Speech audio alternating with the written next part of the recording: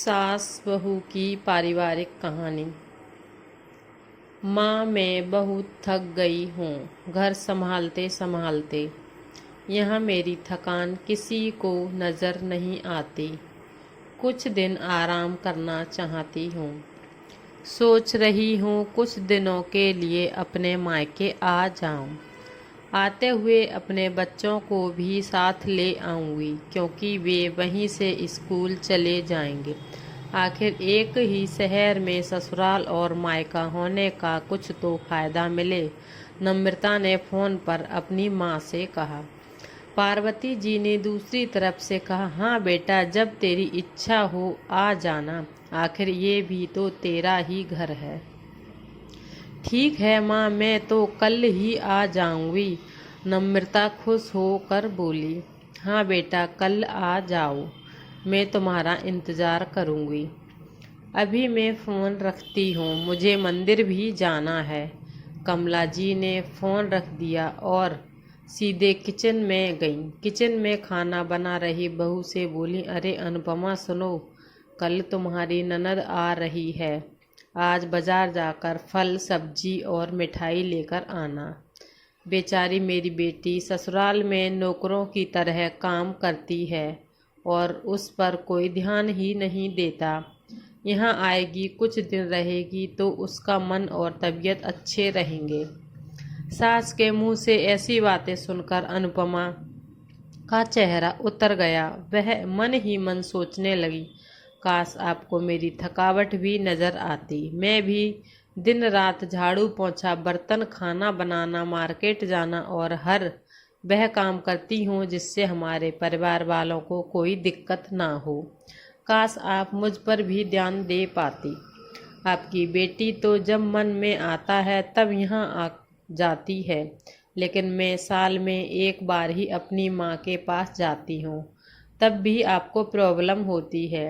मैं भी इंसान हूँ, मेरा भी मन है, मुझे भी लगता है अपने माँ के पास जाकर थोड़ा आराम करूँ, सुख दुख की दो चार बातें करूँ, अपना मन हल्का करूँ। भगवान, अब तुम ही कुछ करो ताकि मेरी सास की आंखें खुलें और उसे मेरी थकावट भी नज़र आए। शाम तक भगवान ने जैसे अनुपमा की सुन ली और उसकी ननद का फ़ोन आया। ननद ने अपनी माँ से कहा कि उसकी सास ने उसे मायके आने के लिए मना कर दिया है, इसलिए इस बार वो नहीं आ सकती।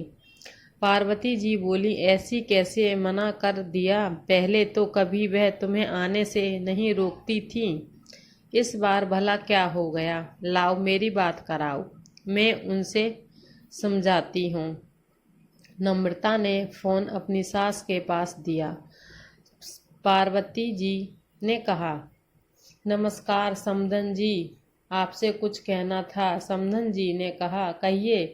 दरअसल नम्रता कल त्योहार है, इसलिए अपने मायके आना चाहती है। अगर आप उसे भेज दें तो अच्छा रहेगा।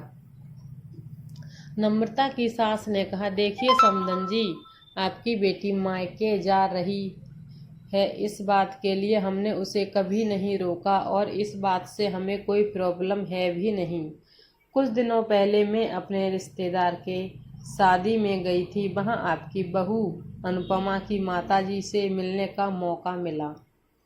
उनसे गपशप करने के दौरान उनकी बातों से पता चला कि अनुपमा को साल में एक ही बार अपने मायके जाने को मिलता है और वह भी बहुत कम समय के लिए। मुझे लगता है आपको पहले अनुपमा को उसके मायके भेज देना चाहिए और वह जब मायके होकर आ जाएगी तो मैं नम्रता को आपके पास भेज दूंगी। एक बहुत ज़रूरी बात जो मुझे लगता है कि आपको समझ लेनी चाहिए कि आपको अपनी बहू को भी बेटी की तरह या बेटी से भी ज़्यादा प्यार देना चाहिए। उसे भी मायके जाने की इच्छा होती होगी। हो सकता है नम्रता के वहाँ आने से उसकी अवगत करने के लिए आप उसे उसके मायके नहीं भेजती होंगी, या फिर वह आपसे कुछ कहने से अभी डरती होगी। अगर आप उसको घर में ही कैद रखेंगी तो एक दिन ऐसा आएगा जब वह आपके खिलाफ बोलने लगेगी, फिर वह आपकी सुनेगी भी नहीं और जब चाहे तब अपने मायके जाएगी। ऐसी परिस्थिति आए, इससे अच्छा है कि आप ही कुछ बदलाव अमल में ले आएं, इससे आपका रिश्ता और रिश्ते की मिठास खराब ना हो। पार्वती को अपने समधन की हर एक शब्द में सच्चाई नजर आई। उन्हें महसूस हुआ कि उन्होंने अपनी बेटी के प्यार में अंधे होकर कभी भी बहू के मन का विचार नहीं किया। उन्होंने हमेशा ही अपनी बेटी को अपने बहू से ऊपर रखा। दूसरी तरफ नम्रता भी अपनी भाभी के बारे में हो रही इस बातचीत को सुन रही थी। उसने भी रियलाइज किया कि वह कभी भी अपनी भाभी के साथ ठीक से बात नहीं करती और जब जब वह मायके जाती है तो भाभी थोड़ी उदास रहती है। पार्वती जी ने अपनी बहू को बुलाया और उसे कहा कि अनुपमा, कुछ दिन के लिए नम्रता नहीं आ रही है, इसलिए पहले तुम अपने मायके होकर आ जाओ। यह सुनते ही अनुपमा का चेहरा खिल गया, क्योंकि पहली बार था जब उसकी सास ने सामने से उसे अपने मायके जाने के लिए कहा था। अगले दिन अनुपमा अपने मायके गई और इस बार 1-2 दिन नहीं, पूरे हफ्ते भर रहकर आई। अपनी माँ बाप से, अपने रिश्तेदारों से मिलकर आई और जब वह लौटकर आई तो उसका चेहरा खिला हुआ था, उसकी आंखें चमक रही थीं। अनुपमा के आने के बाद नम्रता भी अपने मायके आई और इस बार वो खुद सामने से अपनी भाभी से खुशी खुशी मिली और अच्छे से बात की। नम्रता ने अपनी माँ से बात करके उन्हें भी अच्छे से समझने में मदद की कि वह कहीं ना कहीं अनुपमा के साथ गलत व्यवहार कर रहे थे। दूसरी तरफ अनुपमा अपने ससुराल वालों के बदले रवैया से बहुत खुश थी। अब वह खुशी खुशी सबका ध्यान रखती और हर काम प्यार से करती। वह ध्यान रखती कि कोई भी ऐसी बात या काम ना करे जिससे घर में तनाव का माहौल पैदा हो।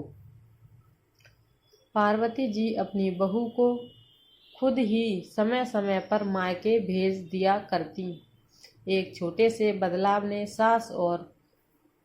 सास बहू और भाभी ननद के बीच कड़वाहट को दूर कर दिया और रिश्तों को और भी ज़्यादा मीठा और मजबूत बना दिया। वीडियो कैसा लगा लाइक शेयर ज़रूर कीजिए। चैनल पर न्यू है सब्सक्राइब ज़रूर कीजिए।